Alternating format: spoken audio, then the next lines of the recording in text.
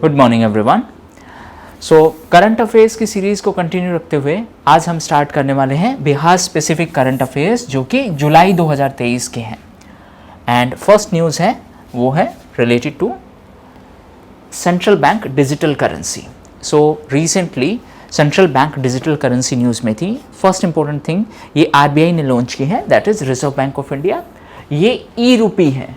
ई rupee का मतलब digital version of our currency which is rupee, और ये दिसंबर 2022 में लॉन्च की गई थी। तो अभी रिसेंटली न्यूज़ में क्यों थी? क्योंकि पटना म्युनिसिपल कॉरपोरेशन है वो पहला म्युनिसिपल कॉरपोरेशन बना है हमारे देश का जिसने डिजिटल वर्जन को अडॉप्ट किया है, सीबीडीसी को अडॉप्ट किया है। सीबीडीसी क्या है? Central bank digital currency. अब सीबीडीसी से रिलेटेड कुछ इंपॉर्टेंट पॉइंट हैं। फर्स्ट थिंग फर्स्ट, जब शुरुआत में इसको लॉन्च किया गया था तो 4 बैंक्स के साथ टाई अप किया गया था। ये 4 बैंक्स हैं state bank of India, ICICI bank, yes bank and IDFC first. इसके अलावा ये जब लॉन्च किया गया था तो ये 4 सिटीज़ में लॉन्च किया गया था। ये 4 सिटीज़ हैं Mumbai, new Delhi, Bengaluru and Bhubaneswar. Okay, next news है related to armed mining police force.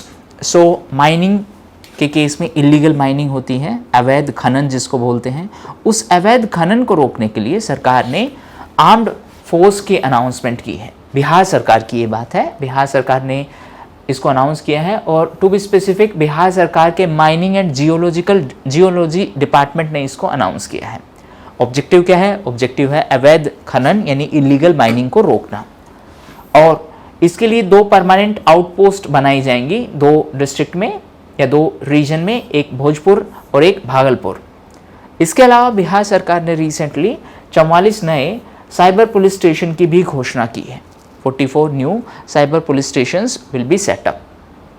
So 2 objective, 2 important news हैं। पहला है इलीगल माइनिंग को रोकने के लिए सरकार ने अनाउंसमेंट की है, 2 जगह पर परमानेंट आउटपोस्ट बनाई जाएंगी, एक है भोजपुर, एक है भागलपुर। दूसरा है कि नए cyber police station, cyber crime के केसेस बढ़ने के कारण अब साइबर पुलिस का रिक्वायरमेंट है और उसी को देखते हुए नए 44 साइबर पुलिस स्टेशंस की अनाउंसमेंट की गई है। साइबर क्राइम का मतलब जो कंप्यूटर या एसोसिएटेड डिवाइसेस की मदद से क्राइम कमिट किए जाते हैं। नेक्स्ट है रिलेटेड टू ब्रिज कोलैप्स, जो रिसेंटली एक पुल गिर गया था, उसके कंटेक्स्ट में ये न्यूज़ है। सो कुछ फैक्चुअल इन्फॉर्मेशन है। सबसे पहले अगवनी घाट सुल्तानगंज ये ब्रिज था जो कि भागलपुर में था, और इसकी जो कंस्ट्रक्शन फर्म थी वो थी एसपी सिंघला कंस्ट्रक्शन फर्म। और ये ब्रिज है वो भागलपुर और खगड़िया को कनेक्ट करता था। ये गंगा पर 6th ब्रिज था जो नॉर्थ बिहार को साउथ बिहार से कनेक्ट करता था। इसके अलावा एक और इम्पोर्टेंट चीज़, बिहार राज्य पुल निर्माण निगम लिमिटेड एक गवर्नमेंट ऑर्गेनाइजेशन है जो पुल निर्माण में रिस्पॉन्सिबल है। अब इस ब्रिज के कोलैप्स के बाद इसके नए एमडी अपॉइंट किए गए हैं। पुराने एमडी थे नीरज सक्सेना, जिनको ब्रिज कोलैप्स के बाद हटाया गया है, और नए एमडी बने हैं अभय कुमार सिंह। सो 3-4 इंपॉर्टेंट टर्म्स और इंपॉर्टेंट फैक्चुअल इन्फॉर्मेशन कि कंस्ट्रक्शन फर्म कौन सा था, ये ब्रिज है वो किस किस एरिया को कनेक्ट कर रहा था, साउथ बिहार को नॉर्थ बिहार से कनेक्ट करता था। उसके अलावा जो गंगा रिवर है उस पर ये 6th ब्रिज था। इसके साथ साथ जो बिहार राज्य पुल निर्माण निगम लिमिटेड है उसका नया एमडी भी अपॉइंट किया गया है, और उसके नए एमडी हैं मिस्टर अभय कुमार सिंह, और जो पुराने एमडी थे वो थे mister Neeraj Saxena. Next news है नालंदा। ये एक बुक है और जिसके ऑथर हैं मिस्टर अभय के। ये 2024 में पब्लिश होने वाली है। क्योंकि ये बुक बिहार से एसोसिएटेड है तो एग्ज़ाम के लिए इम्पोर्टेंट है, और इस बुक के ऑथर हैं मिस्टर अभय के। नालंदा से रिलेटेड एक और बुक रिसेंटली न्यूज़ में थी जिसका नाम है अंटिल वी मीट अगेन, और इस बुक के ऑथर हैं गौतम बोरा। इसके अलावा नालंदा एक और इवेंट के कारण न्यूज़ में था। Actually recently national level stamp design competition organise करवाया गया था, और इस कंपटीशन में बिहार शरीफ की अमीशा ने ये कंपटीशन जीता है। बेसिकली वो नालंदा से हैं और ये कंपटीशन इंडिया पोस्ट ने आयोजित करवाया था। कंपटीशन का नाम क्या है? National level stamp design competition, यानी जो स्टाम्प्स होती हैं जो पोस्टेज के टाइम पर यूज़ की जाती हैं उसके लिए कंपटीशन आयोजित करवाया गया था। कंपटीशन किसने आयोजित करवाया था? इंडिया पोस्ट ने। और इस कंपटीशन का जो विनर है, इसकी विनर थी अमीशा, जो कि नालंदा से हैं। सो ये 3 इंपॉर्टेंट न्यूज़ हैं नालंदा से रिलेटेड। नेक्स्ट है नेशनल इंस्टीट्यूशनल रैंकिंग फ्रेमवर्क से रिलेटेड। सो ये एजुकेशनल इंस्टीट्यूशन से रिलेटेड एक फ्रेमवर्क है जो कि एजुकेशन मिनिस्ट्री या मिनिस्ट्री ऑफ एजुकेशन के द्वारा रिलीज की जाती है। और इस रैंकिंग के हिसाब से बिहार में एम्स पटना है, उसका रैंकिंग है 27th और इसका स्कोर है 57.30। बिहार की तरफ से इस रैंकिंग में आने वाला ये अकेला मेडिकल कॉलेज है या मेडिकल इंस्टीट्यूशन है।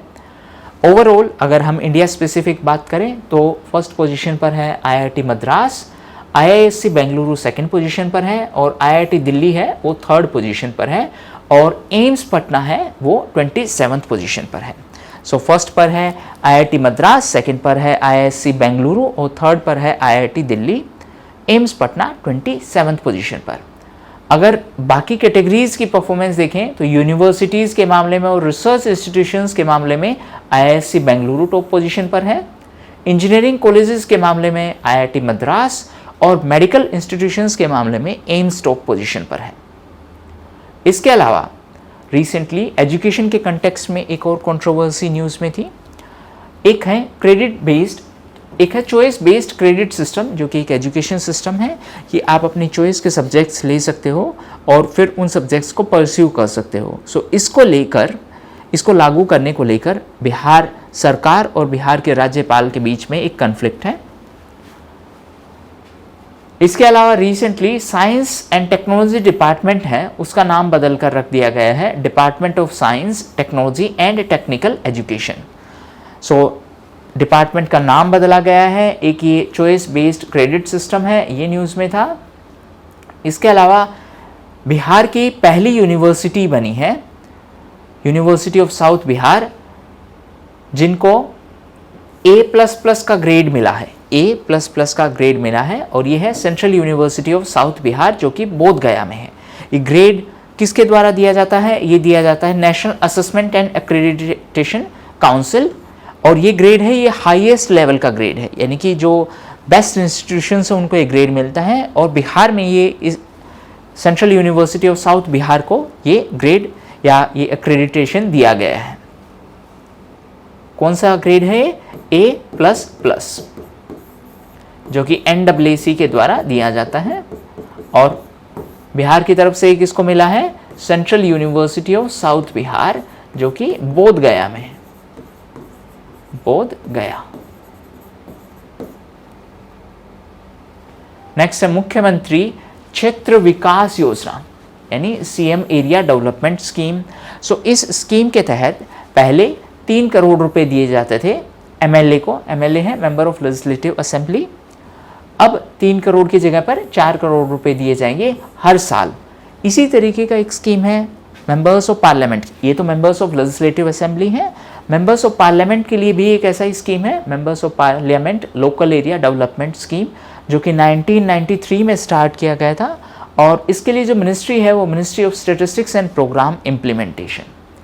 इस स्कीम के तहत 5 करोड़ रुपए हर साल दिए जाने हैं मेंबर्स ऑफ पार्लियामेंट को, ताकि वो अपने लोकल एरिया में डेवलपमेंट प्रोजेक्ट को फाइनेंस कर सकें। और ये फंड नॉन लैप्सेबल है।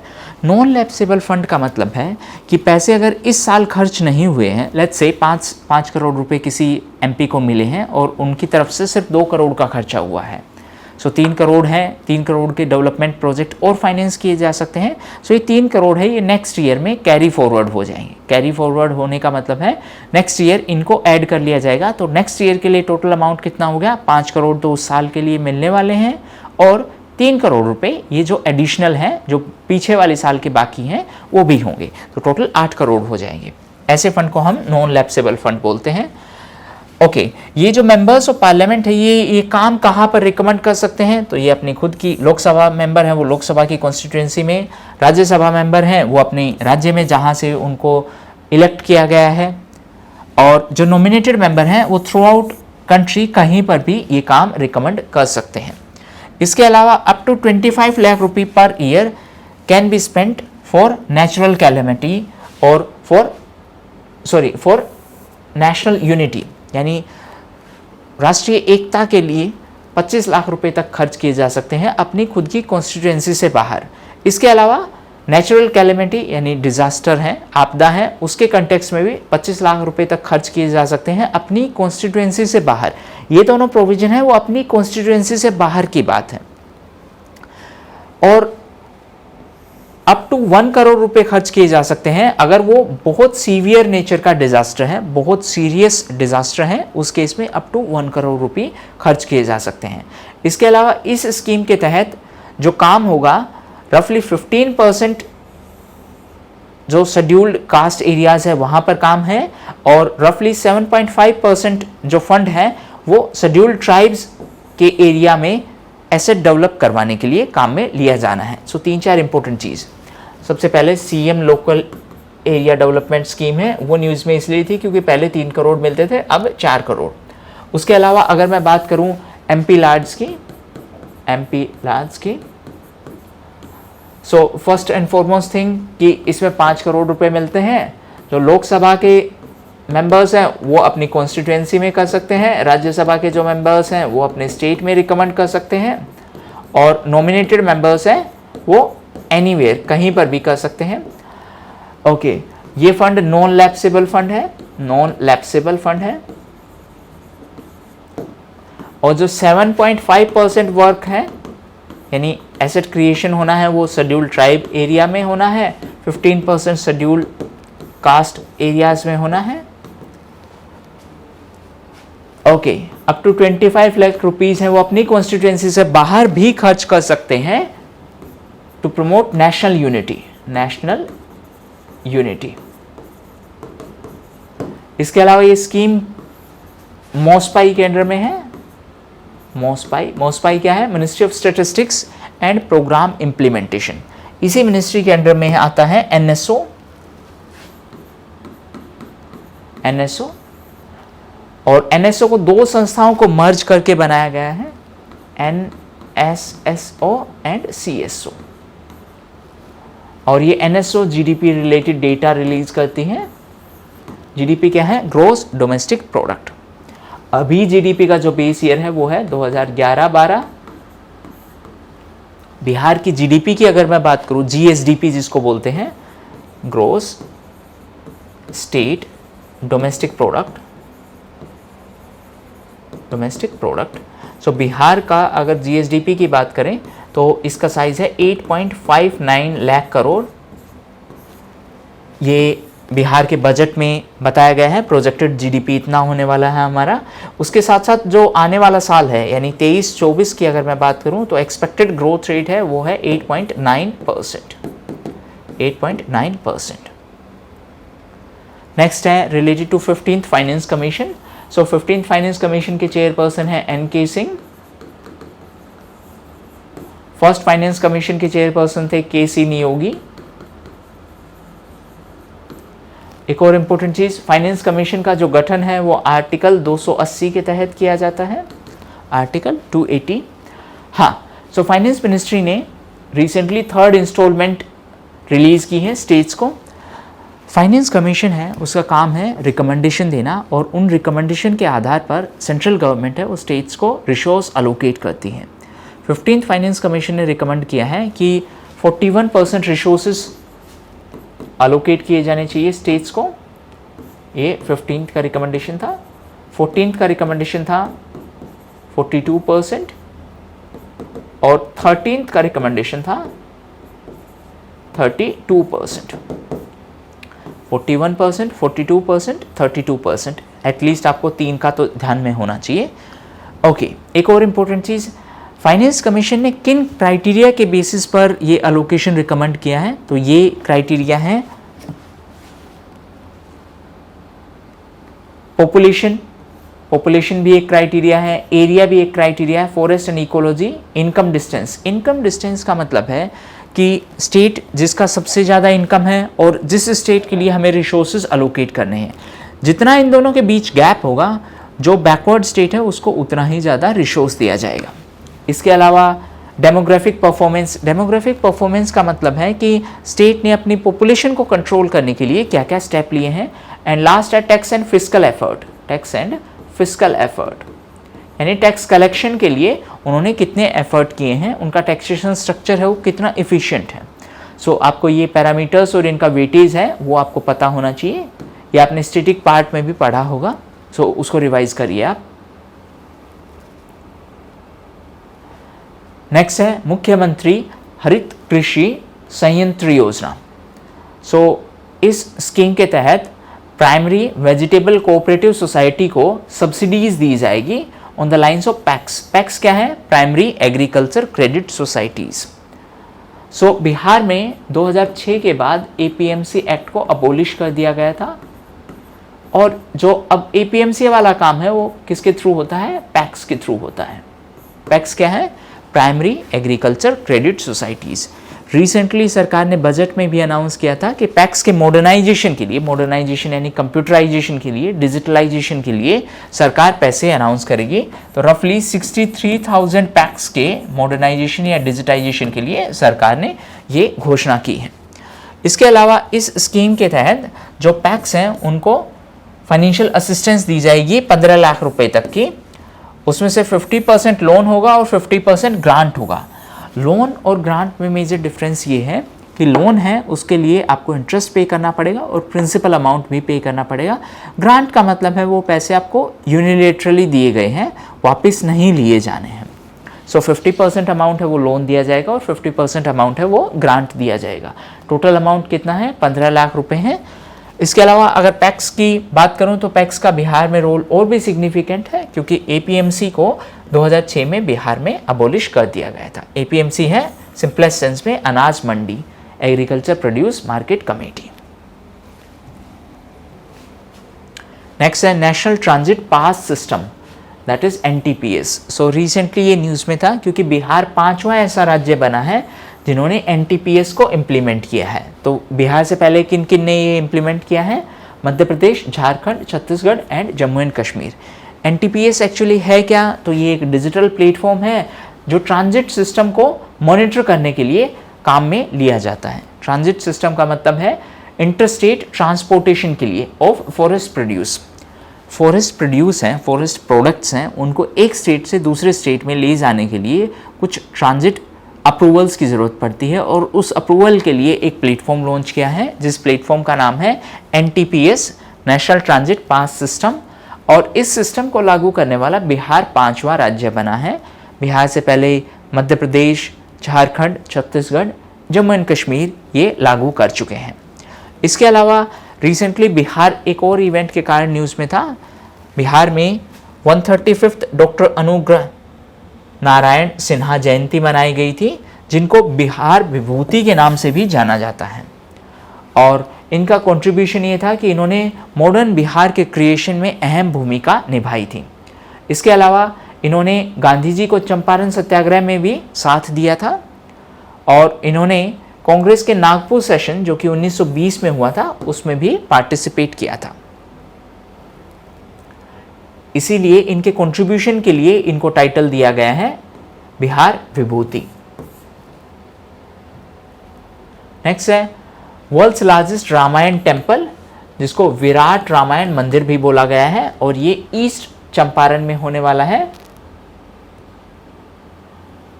जो कथवैलिया बहुवारा विलेजेस का एक ग्रुप है, वहाँ पर ये सेटअप किया जाना है, वहाँ पर ये बनाया जाना है, जो कि विश्व का सबसे बड़ा रामायण टेम्पल होगा। इसके अलावा G20 के कंटेक्स्ट में भी पटना न्यूज़ में था, क्योंकि G20 का पटना में एक मीटिंग हुआ था जो लेबर 20 के नाम से जाना जाता है, या L20। लेबर 20 का मतलब G20 देशों के लेबर ग्रुप्स का, और ये समिट हुआ था, और इसका जो वेन्यू था इवेंट का वो था ज्ञान भवन जो पटना में है। और इस इवेंट के लिए प्रेसिडेंट थे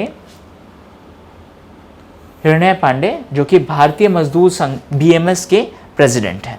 इसके अलावा रिसेंटली बिहार एक और इवेंट के कारण न्यूज़ में था, बेस्ट लेजिस्लेचर अवार्ड। सो जो MLAs हैं उनको ये अवार्ड दिया जाता है। और बिहार की तरफ से ये अवार्ड दिया गया था डॉक्टर शकील अहमद खान को, जो कि कांग्रेस के एमएलए हैं और ये कदवा कॉन्स्टिट्यूएंसी से इलेक्टेड हैं, जो कि कटिहार में है। सो जुलाई महीने के बिहार स्पेसिफिक करंट अफेयर्स में हम इतना ही एस्पेक्ट कवर करेंगे। नेक्स्ट पार्ट में हम कुछ और करंट अफेयर्स को कवर करेंगे। Thank you.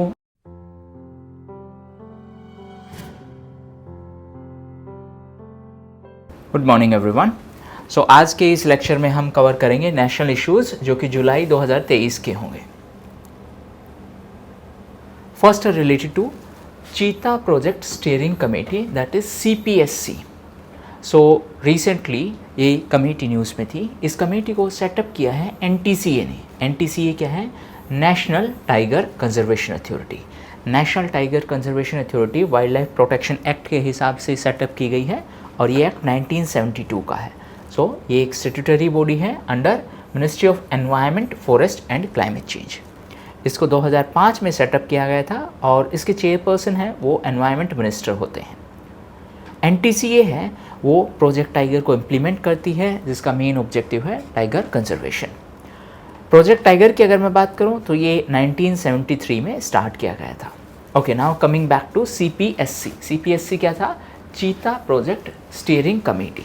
सो इस कमेटी के जो चेयरपर्सन है वो है डॉक्टर राजेश गोपाल, जो कि ग्लोबल टाइगर फोरम के सेक्रेटरी जनरल हैं। इंडिया में चीता हैं वो 1952 में एक्सटिंक्ट हो गए थे, यानी अब हमारे यहाँ नेचुरली चीता नहीं पाए जाते। तो चीता को रीइंट्रोड्यूस किया गया है। रीइंट्रोड्यूस का मतलब हम बाहर से चीता लेके आ रहे हैं और उनको इंडियन हैबिटेशन में रीइंट्रोड्यूस कर रहे हैं। सो ये कूनो टाइगर रिजर्व या कूनो नेशनल पार्क में रीइंट्रोड्यूस किया जाएगा, जो कि मध्य प्रदेश में है। और ये चीता लाए कहाँ से जा रहे हैं? ये अफ्रीकन चीता हैं जो कि साउथ अफ्रीका और नामीबिया से लाए जा रहे हैं। सो 3-4 इंपॉर्टेंट फैक्चुअल इन्फॉर्मेशन है। फर्स्ट थिंग फर्स्ट, NTCA क्या है? NTCA national tiger conservation authority, जो कि wild life protection act of 1972 के हिसाब से सेटअप की गई है। कौन सी मिनिस्ट्री के अंडर में? Ministry of environment, forest and climate change. और एनवायरनमेंट मिनिस्टर हैं वो इस कमेटी के चेयरपर्सन होते हैं। इस NTCA ने चीता प्रोजेक्ट स्टीयरिंग कमेटी का सेटअप किया है। ये जो कमेटी है वो चीता रीइंट्रोडक्शन जो प्लान है हमारा उसको इम्प्लीमेंट करने वाली है, ओवरसी करने वाली है। चीता हम रीइंट्रोड्यूस क्यों कर रहे हैं? क्योंकि चीता 1952 से ही इंडिया में एक्सटिंक्ट हो गए थे। अब हम साउथ अफ्रीका और नामीबिया से 2 कंट्री से चीता लेकर इंडिया के कूनो नेशनल पार्क में उनको इंट्रोड्यूस करने वाले हैं। ऑलरेडी एक्चुअली कर चुके हैं। ये कूनो नेशनल पार्क कहाँ पर है? सो ये मध्य प्रदेश में है। नेक्स्ट न्यूज़ है related to little India. So Sydney का जो हैरिस पार्क है उसका नाम अब लिटिल इंडिया रख दिया गया है। एक्चुअली वहाँ पर इंडियन लोग काफ़ी हैं, तो उसी के कंटेक्स्ट में इस हैरिस पार्क का नाम रखकर लिटिल इंडिया रख दिया गया है। ये सिडनी में है और सिडनी ऑस्ट्रेलिया में है। नेक्स्ट है related to Tipu Sultan sword. So जो टीपू सुल्तान की तलवार थी रिसेंटली उसका ऑक्शन हुआ था और ये लंदन में हुआ था और इसके लिए बोली लगाई गई थी 14 मिलियन पाउंड्स की। सो बोली लंदन में लगाई गई थी 14 मिलियन पाउंड्स की। तो 3 इंपॉर्टेंट न्यूज़ हमने यहाँ पर कवर की हैं। एक है हैरिस पार्क का नाम अब बदलकर लिटिल इंडिया रख दिया गया है, एक टीपू सुल्तान की जो तलवार है वो, और एक CPSC जो कि चीता प्रोजेक्ट स्टीयरिंग कमेटी से रिलेटेड है। नेक्स्ट न्यूज़ है related to new parliament building. So इससे रिलेटेड बहुत सारी फैक्चुअल इन्फॉर्मेशन है जो आपको ध्यान में रखनी है, क्योंकि इस फैक्चुअल इन्फॉर्मेशन से क्वेश्चन फ्रेम किया जा सकता है। सो इसका इनॉग्रेशन है 28 मई को किया गया था बाय प्राइम मिनिस्टर, और 28 मई है वो बर्थ एनिवर्सरी है VD सावरकर की। नई पार्लियामेंट बिल्डिंग के उद्घाटन को कोमेमोरेट करने के लिए 75 रुपीज़ का कॉइन भी इंट्रोड्यूस किया गया था। पार्लियामेंट के अंदर लोकसभा और राज्यसभा की सीटिंग कैपेसिटी को भी इंक्रीज़ किया गया है, यानी कि नंबर ऑफ़ सीट्स हैं, बैठने की जो क्षमता है उसको इंक्रीज़ किया गया है। सो लोकसभा के अंदर है 888 सीट्स और राज्यसभा के अंदर है 384, 888 एंड 384। ये है राज्यसभा में, ये है लोकसभा में। इस प्रोजेक्ट का कॉस्ट 971 करोड़ रुपए था। इनिशियली ये था 861.9 करोड़ और इसको तैयार किया है टाटा प्रोजेक्ट्स ने। अगर डिज़ाइन की बात करें तो ये डिज़ाइन किया गया है HCP design planning private limited, और इसके अगर मेन आर्किटेक्ट की बात करें तो इसके मेन आर्किटेक्ट हैं बिमल पटेल, जो कि अहमदाबाद बेस्ड है। सो फैक्चुअल इन्फॉर्मेशन आपको ध्यान में रखना पड़ेगा। अगर पार्लियामेंट की शेप की बात करें तो ये ट्रायंगुलर शेप है। इसके 3 मेन गेट हैं, ज्ञान द्वार, शक्ति द्वार एंड कर्म द्वार। ज्ञान, शक्ति एंड कर्म। अगर नई पार्लियामेंट बिल्डिंग की बात करें तो ये सेंट्रल विस्टा एक प्रोजेक्ट है, जो हम अगली स्लाइड में उसके बारे में भी बात करने वाले हैं। सेंट्रल विस्टा प्रोजेक्ट का ये एक पार्ट है। ओल्ड अगर लोकसभा की बात करें तो उसका 3 टाइम्स साइज है नई लोकसभा का, और इसका डिज़ाइन है, लोकसभा का जो डिज़ाइन है that is inspired by peacock. So LS that is Lok Sabha है, उसका सीटिंग कैपेसिटी है 888 और उसका डिज़ाइन है इंस्पायर्ड बाय पीकॉक। जबकि राज्यसभा की अगर मैं बात करूं तो उसका डिज़ाइन है इंस्पायर्ड बाय लोटस राज्यसभा, और उसके अंदर सीटिंग कैपेसिटी है 384 और उसका डिज़ाइन इंस्पायर्ड है बाय लोटस। ओवरऑल अगर पार्लियामेंट बिल्डिंग की बात करें तो उसका जो शेप है वो है triangular shape. Next central Vista project की अगर बात करें तो सेंट्रल विस्टा प्रोजेक्ट है, उसमें मल्टीपल सब प्रोजेक्ट हैं। पहला सब प्रोजेक्ट है इसमें पार्लियामेंट बिल्डिंग, इसके अलावा सेंट्रल सेक्रेटरीट होगा, नया सेंट्रल सेक्रेटरीट, उसके अलावा वाइस प्रेसिडेंट एंड प्रेसिडेंट के नए रेजिडेंस और PMO का नया बिल्डिंग। ये सारे के सारे जो प्रोजेक्ट हैं ये सेंट्रल विस्टा प्रोजेक्ट का ही पार्ट है। इसमें से हमने नया पार्लियामेंट बिल्डिंग है वो रिसेंटली इनॉग्रेट किया गया था 28 मई को, जो कि VD सावरकर का बर्थ एनिवर्सरी है। नया पार्लियामेंट का जो शेप वो ट्रायंगुलर है। लोकसभा का जो शेप है वो है पीकॉक से इंस्पायर्ड। राज्यसभा का जो शेप है that is inspired from lotus. Central Vista की एस्टिमेटेड प्रोजेक्ट कॉस्ट की अगर बात करें तो ये है रफली 20,000 करोड़, और अगर सिर्फ पार्लियामेंट की नई बिल्डिंग की बात करें, नई बिल्डिंग की, तो इसका प्रोजेक्ट कॉस्ट है 971 करोड़, जो कि हमने यहाँ पर कवर किया है। एक्चुअल ओरिजिनल जो कॉस्ट था, इनिशियल कॉस्ट था, that was 861.9 crore. Next news है related to Vande Bharat. So north east India की पहली वंदे भारत ट्रेन है वो रिसेंटली चलाई गई थी। ये गुवाहाटी को नई जलपाईगुड़ी से कनेक्ट करती है। न्यू जलपाईगुड़ी है वो वेस्ट बंगाल में है, गुवाहाटी आसाम में है। इसके अलावा आसाम का जो रेलवे स्टेशन था वो भी रिसेंटली न्यूज़ में था, बिकॉज इसको ईट राइट स्टेशन का टैग दिया गया है। ईट राइट सही फूड को प्रमोट करने के लिए FSSAI की एक पहल है। FSSAI क्या है? Food safety and standards authority of India. Standards authority of India, ये ministry of health and family welfare के अंडर में है, ministry of health and family welfare. Next news है related to a program, leads program है जिसका full form है leadership program in science and technology. So as the name suggest, इसका main objective है science and technology में leadership को promote करना, science and technology को प्रमोट करना। और इसको लॉन्च किया है national centre for good governance and Indian national science academy, that is INSA। So national centre for good governance plus INSA, that is Indian national science academy.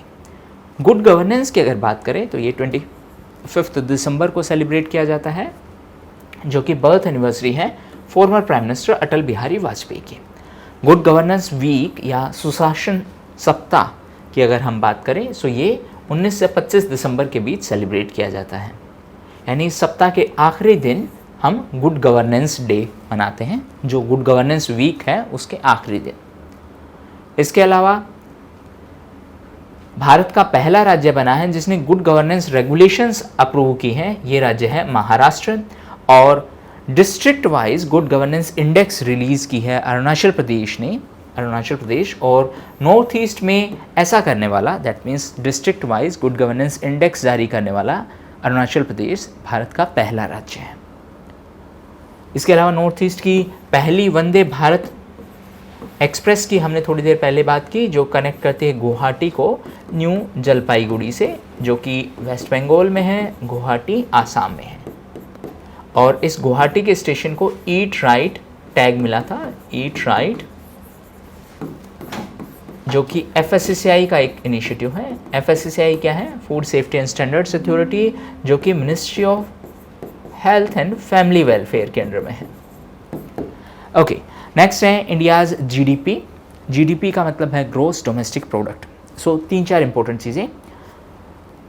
GDP का जो data है वो NSO के द्वारा release किया जाता है। NSO है नेशनल स्टैटिस्टिक्स ऑर्गेनाइजेशन, ये है under ministry of statistics and programme implementation, MOSPI के अंडर में।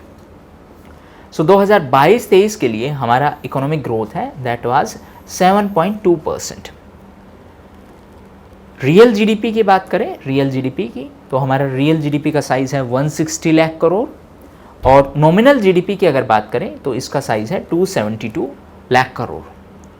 GDP के मामले में परचेजिंग पावर पैरिटी के हिसाब से इंडिया 3rd पोजीशन पर है, और नॉमिनल GDP के मामले में इंडिया 5th पोजीशन पर है।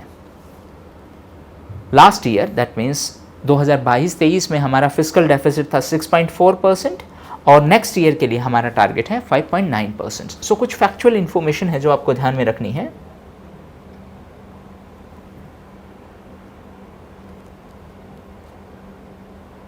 मैं यहीं पर लिख देता हूं। फर्स्ट थिंग फर्स्ट, इंडिया का रियल GDP है, real GDP 160 lakh crore. Last year कितना था? 160 से पुराने वाली साल it was 149 lakh crore. Nominal GDP है, नॉमिनल GDP ये है 272 लाख करोड़, जो कि लास्ट ईयर था 234 लाख करोड़। रियल GDP के अंदर अगर हम ग्रोथ की बात करें तो ये है 7.2%। लास्ट के 3 साल की अगर मैं ग्रोथ की बात करूं, so last to last year growth था 7.8% माइनस में क्यों था? बिकॉज ऑफ कोविड, यानी कि हमारा इकोनॉमी है वो श्रिंक हो गया था, कॉन्ट्रैक्ट हो गया था। उसके बाद नेक्स्ट ईयर हमारा ग्रोथ था 9.1%, और उससे नेक्स्ट ईयर था 7.2%। ये डेटा है 2022-23 का, ये है 21-22, और ये है 20-21। ओके, ये तो है नेशनल GDP की बात। नॉमिनल GDP के मामले में इंडिया 5th पोजीशन पर है, USA टॉप पोजीशन पर है। नॉमिनल GDP के मामले में हमारा GDP साइज है रफली 3.5 ट्रिलियन, जबकि परचेजिंग पावर पैरिटी के हिसाब से इंडिया 3rd बिगेस्ट इकोनॉमी है, USA 2nd पोजीशन पर है, और चाइना 1st पोजीशन पर है in terms of purchasing power parity. Bihar की अगर मैं GDP की बात करूं तो बिहार का GDP है 8.59 lakh crore as per nominal, यानी करंट के प्राइसेस के हिसाब से। और बिहार सरकार ने अपने प्रोजेक्शंस में बताया है कि अगले साल यानी आने वाले साल 2023-24 में बिहार का जो ग्रोथ रेट होने वाला है that is going to be 8.9%। Bihar का फिस्कल डेफिसिट का टारगेट है 3%, और रेवेन्यू है बिहार का सरप्लस में, जो कि 0.5% of Bihar gross state domestic product. National level की अगर मैं बात करूं तो हमारा नेशनल लेवल के लिए फिस्कल डेफिसिट का टारगेट है 5.9%। लास्ट ईयर दैट मीन्स 2022-23 में हमारा फिस्कल डेफिसिट था 6.4%। रेवेन्यू डेफिसिट का टारगेट है 2.9%, और प्राइमरी डेफिसिट का टारगेट है 2.3%। नंबर्स आपको ध्यान में रखने हैं, नंबर्स आर इंपॉर्टेंट, जो आपके मेंस एग्जाम में भी काम आने वाले हैं। Next related to grain storage plan. Grain storage plan का मतलब है हमारे यहाँ फूड ग्रेन्स की जो स्टोरेज कैपेसिटी है वो सफिशिएंट नहीं है, और इसकी वजह से हर साल बहुत सारा अनाज है वो बर्बाद हो जाता है। तो अभी रिसेंटली गवर्नमेंट ऑफ इंडिया ने ग्रेन स्टोरेज प्लान अनाउंस किया है, जिसके तहत हम पैक्स की मदद से, पैक्स क्या है? Primary agriculture credit societies, PACS की मदद से हम फूड ग्रेन्स को स्टोर करेंगे।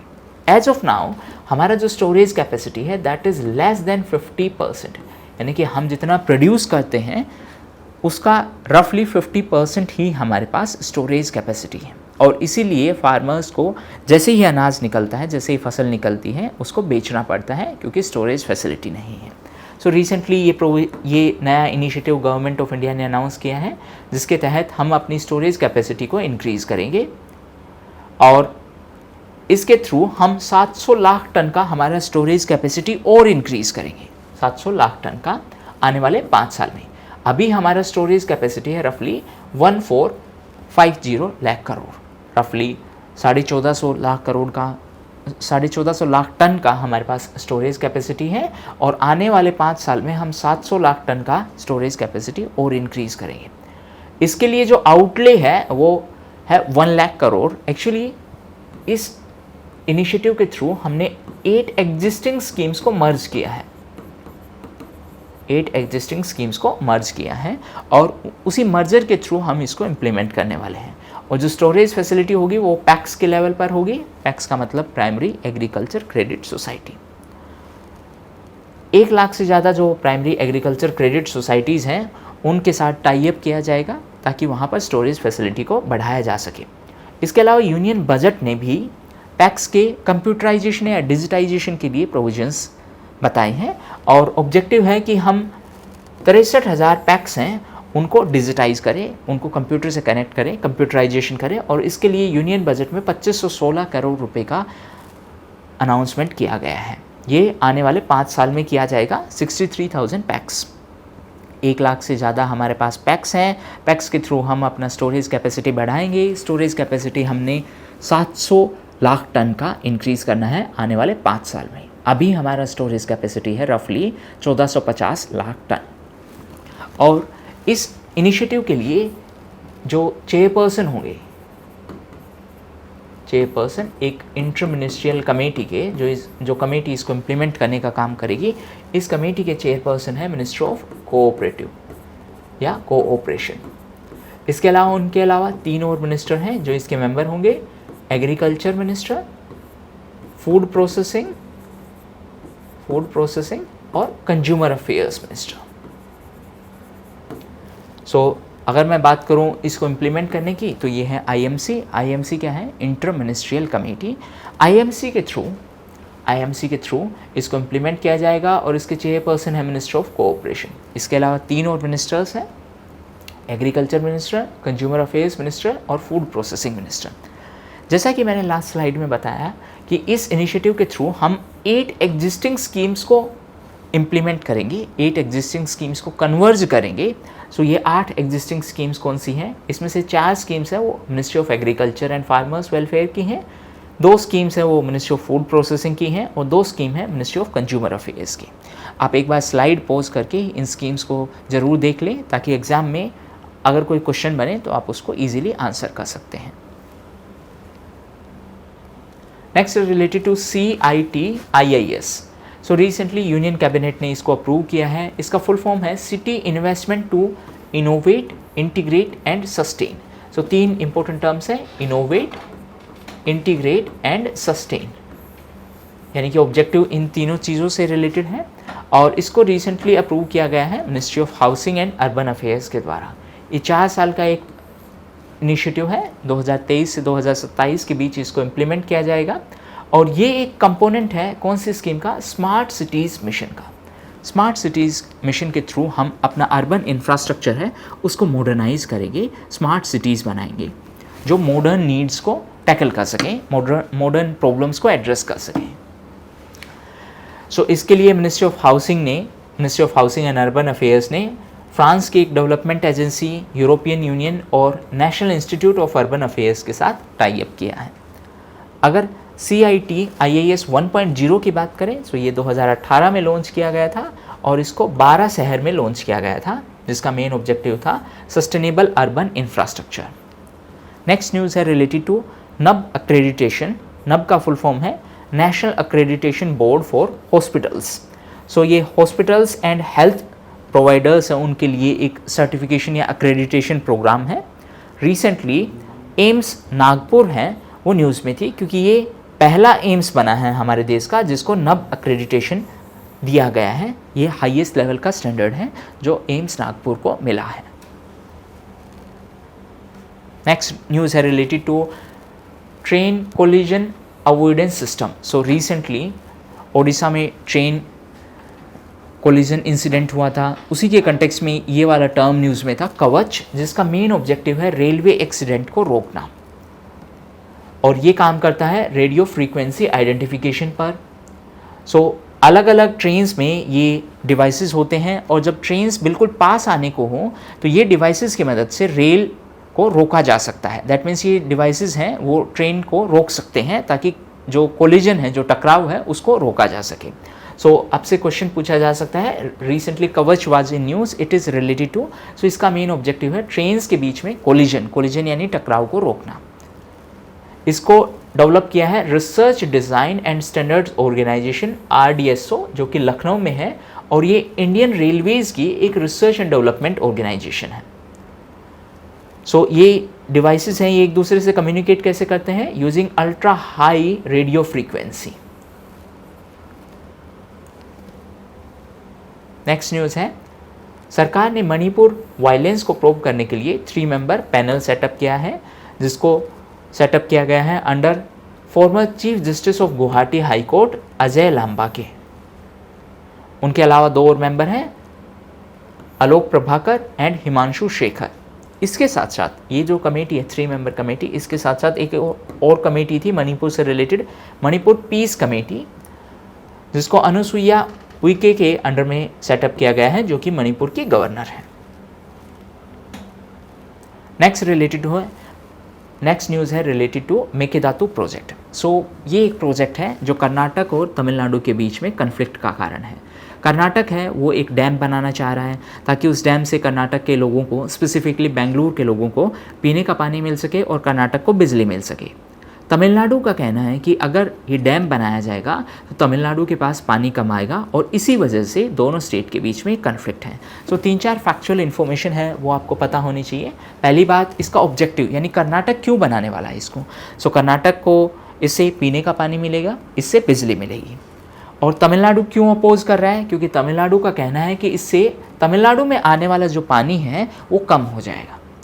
सो ये 9,000 करोड़ का एक डैम है जो कि कर्नाटक में बनने वाला है, और ये कहाँ पर बनेगा, ये 2 नदियों के कॉन्फ्लुएंस पर बनेगा। 2 नदी कौन कौन सी हैं, एक तो कावेरी नदी और एक कावेरी की ट्रिब्यूटरी है अर्कावती रिवर। यहाँ पर कॉन्फ्लुएंस का मतलब 2 नदी जहाँ पर ज्वाइन कर रही हो वहाँ पर ये प्रोजेक्ट बनने वाला है, और इससे बेंगलुरु के लोगों को पानी मिलेगा और बिजली मिलेगी। बिजली 400 मेगावाट पावर जनरेट होगी। ये एंटायर डिस्प्यूट है। अगर जोग्राफिकल लोकेशन की बात देखें तो ये है कर्नाटका, और ये इस प्रोजेक्ट का लोकेशन है ये तमिलनाडु है। सो दैट मीन्स ये जो रिवर है, रिवर का पानी यहाँ से फिर तमिलनाडु के अंडर एंटर होगा, और तमिलनाडु का यही कंसर्न है कि अगर कर्नाटक डैम बनाएगा तो हमारे फार्मर्स के लिए पानी कम बचेगा, और इसीलिए तमिलनाडु इस प्रोजेक्ट के अगेंस्ट में है।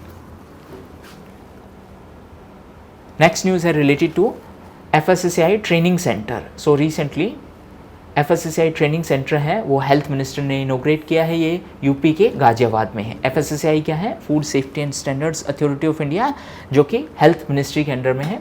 इसके अलावा FSSAI ने स्ट्रीट वेंडर्स के लिए एक फूड सेफ्टी ऐप लॉन्च किया है और सर्टिफिकेशन प्रोग्राम लॉन्च किया है, जिसको नाम दिया गया है FOSTAC।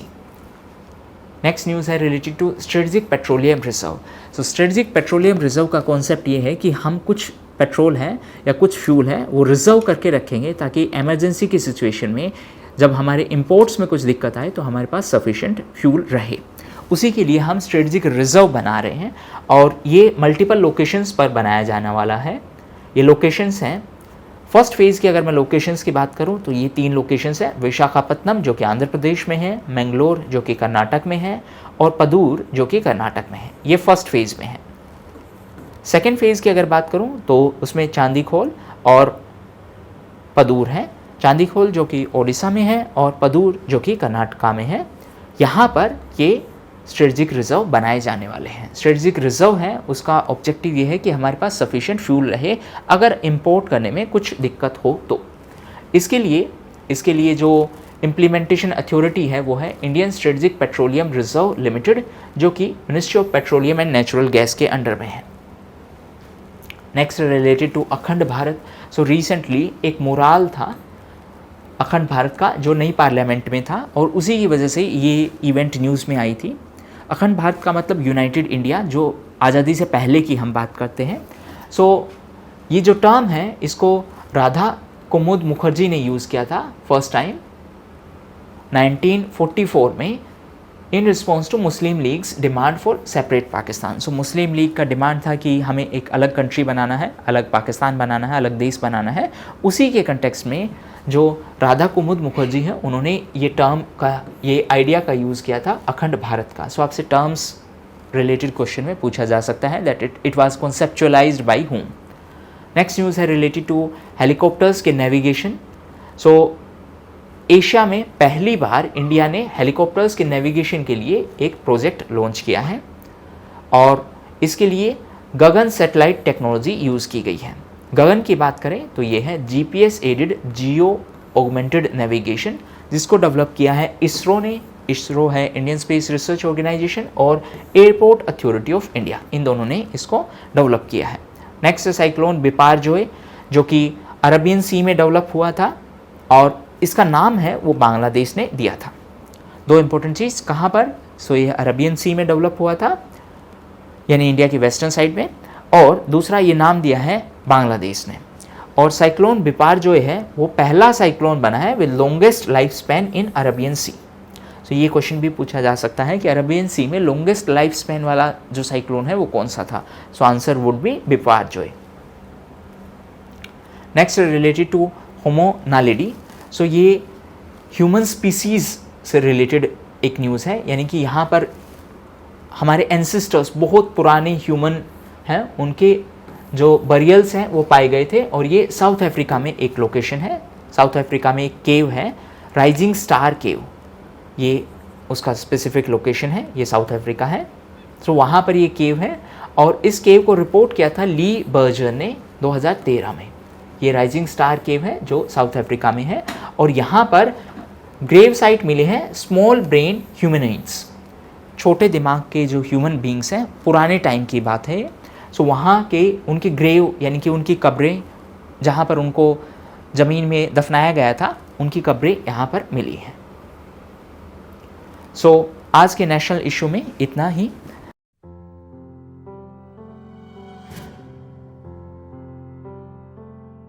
Good morning everyone. So आज के इस लेक्चर में हम कवर करेंगे इंटरनेशनल रिलेशंस, जो कि जुलाई 2023 के करंट अफेयर्स का सेक्शन है। फर्स्ट न्यूज़ है related to Germany. So recently Germany में रिसेशन आ गया। जर्मनी जो कि यूरोप की एक सिग्निफिकेंट इकोनॉमी है। रिसेशन की अगर मैं बात करूं तो रिसेशन का मतलब है 2 कंसेक्यूटिव क्वार्टर्स के लिए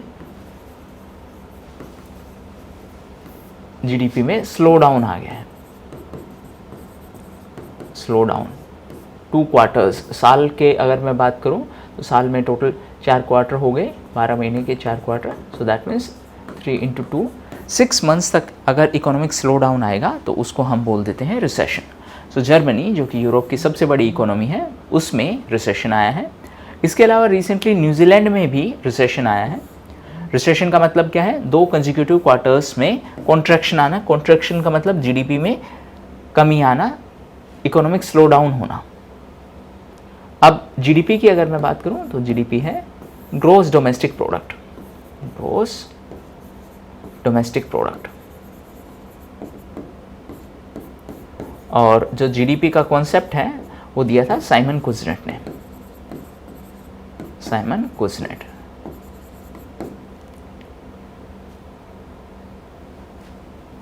next is related to Ireland. So recently Ireland पहली ऐसी कंट्री बनी है जिन्होंने यूरोपियन यूनियन में हेल्थ वार्निंग्स इशू की हैं related to alcohol. So alcohol पर अब हेल्थ वार्निंग्स इशू की जाएंगी और ऐसा करने वाला आयरलैंड पहला कंट्री बना है। अल्कोहल की अगर हम बात करें तो बिहार ऑलरेडी लिकर पर प्रोहिबिशन लगा चुका है और इसीलिए बिहार को एक्साइज कलेक्शन में भी लॉस हुआ है। एक्साइज और कस्टम की अगर मैं बात करूं, एक्साइज है वो लगाया जाता है ऑन मैन्युफैक्चरिंग, और कस्टम ड्यूटी लगाई जाती है, कस्टम लगाया जाता है ऑन इंपोर्ट्स। सो आयरलैंड पहला ऐसा देश बना है जिन्होंने अल्कोहल पर वार्निंग्स इशू करने की बात कही है। यूरोपियन यूनियन में पहला ऐसा देश बना है। अल्कोहल की अगर हम बात करें तो बिहार ने अल्कोहल पे ऑलरेडी प्रोहिबिशन लगा दिया है, और इसी वजह से बिहार सरकार को एक्साइज कलेक्शन में कमी आई है। इसके अलावा रिसेंटली टर्की भी न्यूज़ में था because of its presidential election, और वहाँ पर दोबारा से रजब तैयब अर्दोगान हैं वो प्रेसिडेंट इलेक्ट हुए हैं, और उन्होंने टर्की के कमाल किलिकडारोग्लू को हराया है, जिनको टर्की का गांधी भी बोला जाता है। टर्की की अगर ज्योग्राफिकल लोकेशन की बात करें तो ये टर्की है, ये टर्की कैपिटल। इसके अलावा ये बॉर्डर बाउंड्री शेयर करता है Syria, Iraq, Iran, Armenia, Georgia. इसके साथ साथ वेस्टर्न साइड में और सदर्न साइड में ये बॉर्डर बाउंड्री शेयर करता है मेडिटेरेनियन सी के साथ में। नेक्स्ट न्यूज़ है related to Arun hydro power project. So India और नेपाल है, ये दोनों कोलैबोरेट कर रहे हैं इस स्पेसिफिक हाइड्रो पावर प्रोजेक्ट के लिए। सो दो इंपॉर्टेंट चीज़, ये कौन सी नदी पर है? ये अरुण नदी पर है, और इंडिया की तरफ से सतलुज जल विद्युत निगम SJVN लिमिटेड है, वो इस प्रोजेक्ट में कोलैबोरेट करने वाला है। किसके साथ? नेपाल के साथ। नेपाल की राजधानी है काठमांडू। ठीक है। नेक्स्ट न्यूज़ है रिलेटेड टू बोला टिनुबू, जो कि नाइजीरिया के नए प्रेसिडेंट बने हैं, बोला टिनुबू। और नाइजीरिया की अगर मैं कैपिटल की बात करूं तो ये है अबूजा। इससे पहले नाइजीरिया के जो प्रेसिडेंट थे वो थे मोहम्मदू बुहारी। नाइजीरिया की अगर हम बात करें तो ये अफ्रीका की मोस्ट पॉपुलस कंट्री है, और उसके साथ साथ अफ्रीका की ये सबसे बड़ी इकोनॉमी भी है। इसके अलावा अफ्रीका में साउथ अफ्रीका और इथियोपिया सेकेंड और थर्ड बिगेस्ट इकोनॉमी है। सो नए प्रेसिडेंट हैं बोला टिनुबू। नाइजीरिया की अगर हम बात करें तो ये अफ्रीका की सबसे बड़ी इकोनॉमी भी है और ये सबसे पॉपुलस कंट्री भी है। नेक्स्ट है पेट्री ओर्पो। पेट्री ओर्पो फिनलैंड के नए प्राइम मिनिस्टर हैं, और वो सक्सेसर हैं सना मारीन की। इसके अलावा रिसेंटली एक और यूरोपियन कंट्री न्यूज़ में थी, इस्तोनिया, जो कि पहली सेंट्रल यूरोपियन कंट्री बनी है जिन्होंने सेम सेक्स मैरिज को अलाउ किया है, अप्रूवल दिया है। इसके अलावा recently UAE that is United Arab Emirates हैं, वो न्यूज़ में था क्योंकि उन्होंने अनाउंस किया है कि वो CMF से विड्रॉ कर रहे हैं। विड्रॉ करने का मतलब अब वो इसका पार्ट नहीं होंगे। CMF क्या है? CMF है combined maritime forces. Combined maritime forces. So ये एक US लेड इनिशिएटिव था। रिसेंटली ये न्यूज़ में था क्योंकि UAE ने इसको विड्रॉवल करने की अनाउंसमेंट की है। विड्रॉवल का मतलब अब UAE इसका पार्ट नहीं रहना चाहता है। CMF की बात करें तो ये है कंबाइंड मैरीटाइम फोर्सेस, जो कि गल्फ वाले एरिया में मैरीटाइम सिक्योरिटी के लिए ये सेटअप किया गया था 2001 में। और इसका अगर हेडक्वार्टर्स की बात करूं तो ये बहरीन में है। नेक्स्ट न्यूज़ है रिलेटेड टू अमा अटा आइडू, जो कि एक राइटर एंड फेमिनिस्ट हैं घाना से, और रिसेंटली उनकी डेथ हुई है। उनका फर्स्ट बुक था the dilemma of ghost. So दो तीन इंपॉर्टेंट चीज़ें, a name of the author that is Ama Ata आइडू, जो कि कहाँ से हैं? घाना से हैं, और उनकी फर्स्ट बुक क्या है? The dilemma of the ghost. Next है कखोका डैम, जो कि सदर्न यूक्रेन में है, और ये नीपर नदी पर है। सो रिसेंटली ये डैम न्यूज़ में था because of the conflict between Russia and Ukraine.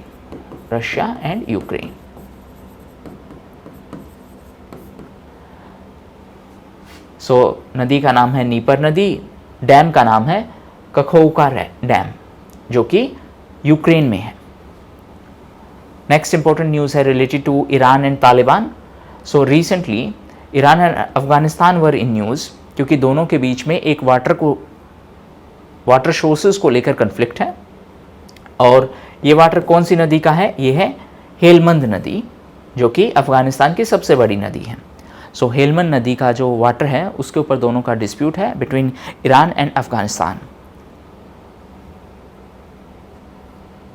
Next है कोसोवो सर्बिया टेंशन।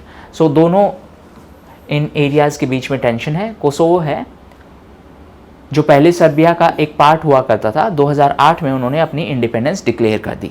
हालांकि सर्बिया इस चीज़ को रिकॉग्नाइज नहीं करता है, दैट मीन्स कोसोवो का जो स्टेटहुड है वो रिकॉग्नाइज नहीं करता है। इंडिया की अगर मैं बात करूं तो इंडिया ने भी अभी तक फॉर्मली कोसोवो को रिकॉग्नाइज नहीं किया है। सो कोसोवो पहले सर्बिया का ही पार्ट हुआ करता था, 2008 में उन्होंने अपना अलग देश डिक्लेयर कर दिया। सर्बिया ऑब्वियसली इसको रिकॉग्नाइज नहीं करेगा, इवन इंडिया ने भी इसको रिकॉग्नाइज नहीं किया है। अगर ज्योग्राफिकल लोकेशन की बात देखें तो ये है सर्बिया और इसी में ये वाइट वाला पार्ट है कोसोवो। ये है इटली, ये है ग्रीस, ये है Bulgaria, Bosnia, Croatia, Hungary, Romania. Next news है related to China. So recently China ने अपना शंझोउ 16 स्पेसक्राफ्ट लॉन्च किया है और इसके थ्रू चाइना ने अपना पहला सिविलियन है उसको तियांगोंग स्पेस स्टेशन में सेंड किया है। तियांगोंग स्पेस स्टेशन है, एक एक्चुअली काउंटर है टू आईएसएस। आईएसएस क्या है? International space station. International space station है जो कि लो अर्थ ऑर्बिट में है, लो अर्थ ऑर्बिट में है। तियांगोंग स्पेस स्टेशन की बात करें तो ये चाइना का स्पेस स्टेशन है। एक्चुअली पहले चाइना भी इस आईएसएस के थ्रू ही काम करता था, लेकिन यूएसए ने चाइना को बैन कर दिया है, तो चाइना ने अपना एक अलग से स्पेस स्टेशन सेटअप किया है जिसका नाम है तियांगोंग स्पेस स्टेशन। अगर आईएसएस की बात करें तो ये मल्टीपल कंट्रीज का एक जॉइंट प्रोजेक्ट है जिसमें यूएसए का है नासा, रशिया का रोस्कोस्मोस, जापान का जेएएक्सए, यूरोप का ईएसए और कनाडा का सीएसए। ये 5 स्पेस एजेंसीज ने मिलकर इस प्रोजेक्ट पर काम किया था। नेक्स्ट न्यूज़ है related to a variety of whale. ये व्हेल है। रिसेंटली ये न्यूज़ में इसलिए थी क्योंकि ऐसा माना जाता है या ऐसा न्यूज़ में बताया गया है कि इसको रशिया ने एज ए स्पाई यूज़ किया है, that means to capture information. So directly आपसे क्वेश्चन ऐसा ही पूछा जा सकता है कि recently this term Hvaldimir was in news, ये किस चीज़ से रिलेटेड है? सो ये एक वैरायटी ऑफ व्हेल है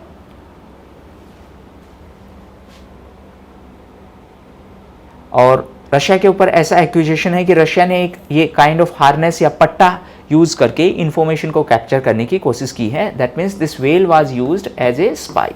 व्हेल को as a spy, as a जासूस यूज करने की कोशिश की गई है।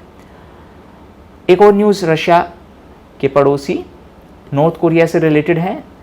नॉर्थ कोरिया ने अपना पहला स्पाई सैटेलाइट है वो लॉन्च किया था जिसका नाम था मलिगयोंग सैटेलाइट, जो कि रिसेंटली क्रैश हो गया। Next related to UNSC. UNSC क्या है? United Nation Security Council. So इसमें 5 परमानेंट मेंबर्स है, P5 जिनको हम बोलते हैं, और 10 नॉन परमानेंट मेंबर्स होते हैं। 10 नॉन परमानेंट मेंबर्स होते हैं। 5 परमानेंट मेंबर्स हैं, उनके पास वीटो पावर है। वीटो पावर का मतलब अगर कोई एक किसी स्पेसिफिक एक्टिविटी को ना बोल देगा तो ऑब्वियसली उस पर प्रोसेसिंग नहीं की जा सकती है। सो ये 5 देश हैं, China, France, Russia, UK and USA. इसके अलावा 10 नॉन परमानेंट मेंबर हैं जिसमें से 5 हैं वो हर साल इलेक्ट होते हैं 2 साल के टेन्योर के लिए, यानी 5 इस साल इलेक्ट हो गए, 5 अगले साल इलेक्ट हो जाएंगे, फिर इतने टाइम में इन 5 का कार्यकाल खत्म हो जाएगा।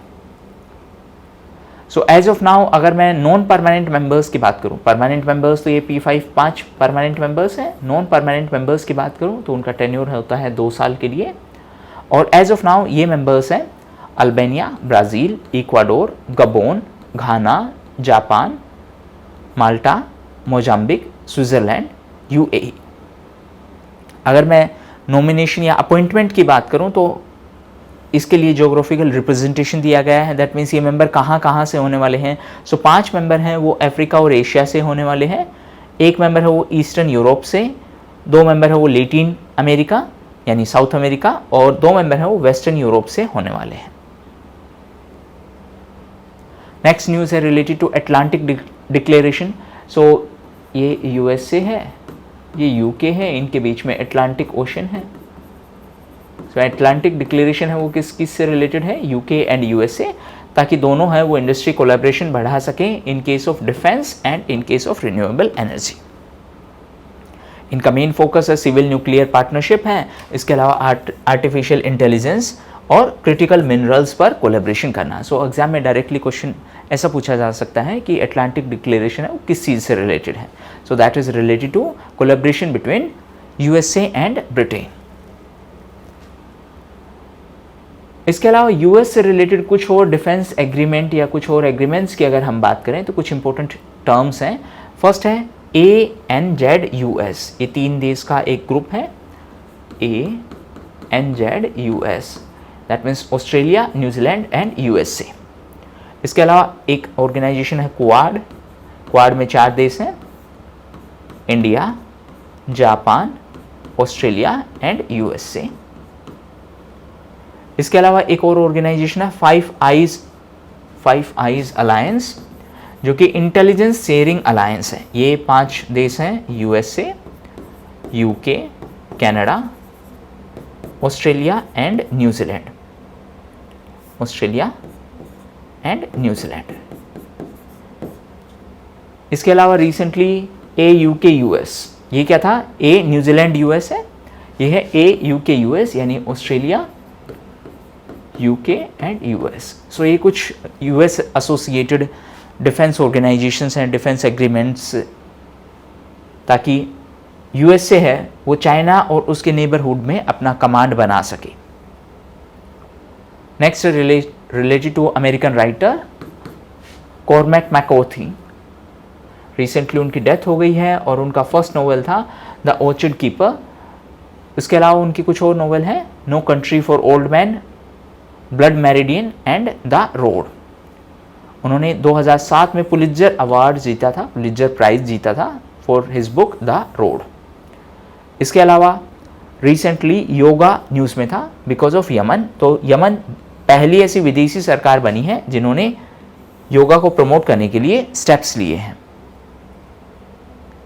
Next related to Sajid Mir, so जो कि पाकिस्तान बेस्ड एक टेररिस्ट ऑर्गेनाइजेशन का हेड है।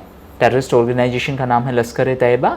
सो रिसेंटली इंडिया और यूएस का एक प्रपोजल था कि इसको एक ग्लोबल टेररिस्ट डिक्लेयर कर दिया जाए। हालांकि इस प्रपोजल को रिसेंटली चाइना ने ब्लॉक कर दिया है। पाकिस्तान की अगर बात करें तो रिसेंटली पाकिस्तान ने होली सेलिब्रेशंस को भी यूनिवर्सिटीज़ में बंद कर दिया है। इसके अलावा रिसेंटली जापान न्यूज़ में था क्योंकि जापान ने सेक्स क्राइम बिल में कुछ अमेंडमेंट किए हैं और उन्होंने जो एज है, एज ऑफ कंसेंट, उसको इंक्रीज कर दिया है। पहले ये था 13, अब ये कर दिया गया है 16। Next related to world bank road safety project.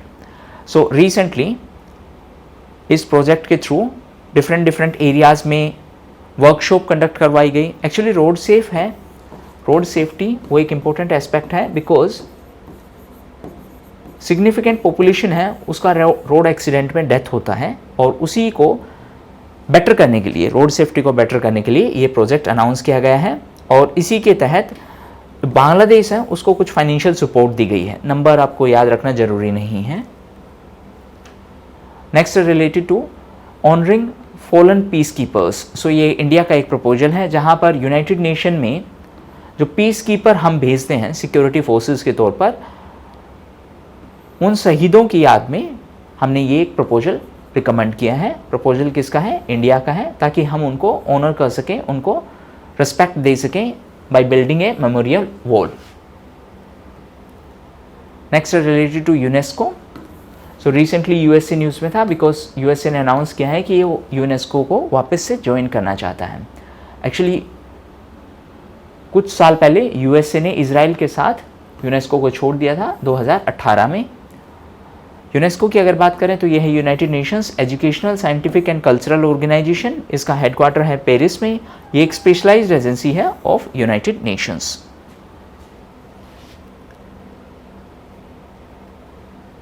Next related to black sea grain deal. So recently Russia ने थ्रेटन किया है कि वो अब इस डील का पार्ट नहीं होगा।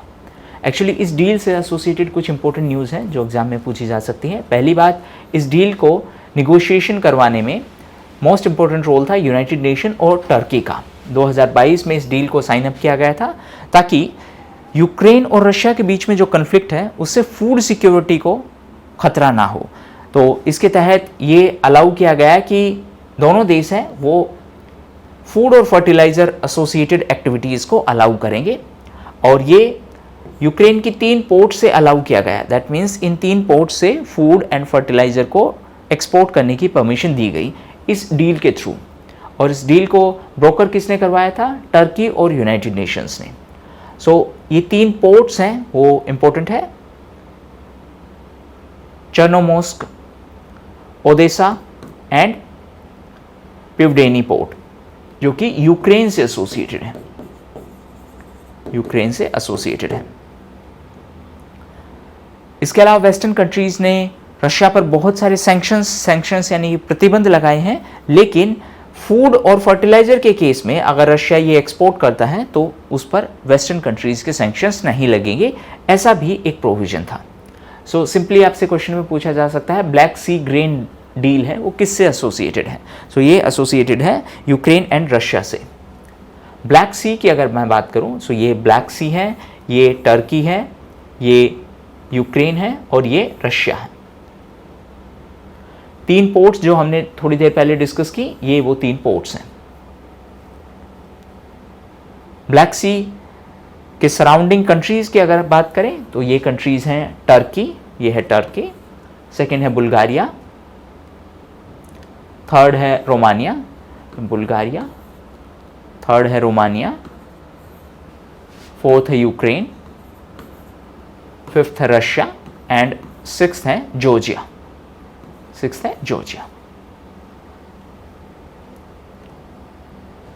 Next related to prime minister's visit to USA. So recently prime minister ने यूएस को विजिट किया था और ये एक स्टेट विजिट थी। स्टेट विजिट को हाईएस्ट कैटेगरी में रखा गया है। इससे पहले और पॉलिटिशियंस हैं, उन्होंने भी स्टेट विजिट की थी, जैसे doctor Radhakrishnan in 1963 and doctor Manmohan Singh in 2009। State visit का मतलब है कि हमारे प्राइम मिनिस्टर ने यूएस की इनविटेशन पर यह विजिट कंडक्ट की थी। Next related to implosion of Titan. Explosion एक टर्म है जिसका मतलब बाहर की तरफ फटना, इम्प्लोजन का मतलब है बिकॉज ऑफ प्रेशर अंदर की साइड फटना। सो टाइटन जो कि एक सबमर्सिबल थी, रिसेंटली वो इम्प्लोड कर गई, जिसकी वजह से 5 जो लोग थे उनकी डेथ हो गई। इन 5 के नाम हैं वो एग्जाम पर्सपेक्टिव से इंपॉर्टेंट है। सो 2 तो पाकिस्तान के लोग थे, एक था शहजाद एंड सुलेमान दाऊद, उसके अलावा एक ब्रिटिश बिजनेसमैन थे हमिश हार्डिंग, एक फ्रेंच डाइवर थे पॉल हेनरी नार्गेलोट एंड लास्ट थे स्टॉकटन रश, जो कि ओशियन गेट कंपनी जिनका ये सबमर्सिबल था उसके सीईओ थे। सो 2-3 इंपॉर्टेंट चीजें, कंपनी का नाम पूछा जा सकता है, दैट इज ओशियन गेट, और इस सबमर्सिबल का नाम था टाइटन। ये एक सबमर्सिबल थी। टाइटन का मेन ऑब्जेक्टिव क्या था? टाइटन क्यों नीचे गया था? इसको टाइटैनिक जो जहाज डूबा था उसका मलबा देखने के लिए ये लोग नीचे गए थे, जो कि अटलांटिक ओशन में डूबा था। इम्प्लोजन का मतलब क्या है? इम्प्लोजन का मतलब है प्रेशर की वजह से इंटरनली क्रम्बल कर जाना, कोलैप्स कर जाना। एक्सप्लोजन का मतलब होगा आउटसाइड क्रम्बल करना, कोलैप्स करना। इसके अलावा अगर टाइटैनिक की बात करें तो ये एक ब्रिटिश पैसेंजर था जो कि 1912 में डूब गया था इन नॉर्थ अटलांटिक ओशन। टाइटन की अगर बात करें जो रिसेंटली डूबा है वो ओशियन गेट के द्वारा ऑपरेट किया जाता था।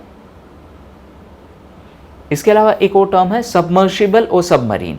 सबमर्सिबल का मतलब है इसके पास अपना खुद का एक इंजन नहीं है, ये किसी और जहाज के थ्रू काम करती है और इस जहाज का नाम था पोलार प्रिंस। सो ये भी एग्जाम के लिए इंपॉर्टेंट टर्म है। और टाइटन का जो बॉडी था, आउटर कवर था, वो कार्बन फाइबर से बना हुआ था, ये भी एक इंपॉर्टेंट टर्म है। सो 3-4 इंपॉर्टेंट चीजें। कंपनी का नाम था ओशियन गेट, सबमर्सिबल का नाम था टाइटन, इसके जहाज़ का नाम था पोलार प्रिंस। ये नीचे गए थे to oversee the wreckage of Titanic. कहाँ पे था ये? North Atlantic Ocean, North Atlantic Ocean. और ये सबमर्सिबल है वो किस कंपनी के था? ओशन गेट का, ओशन गेट।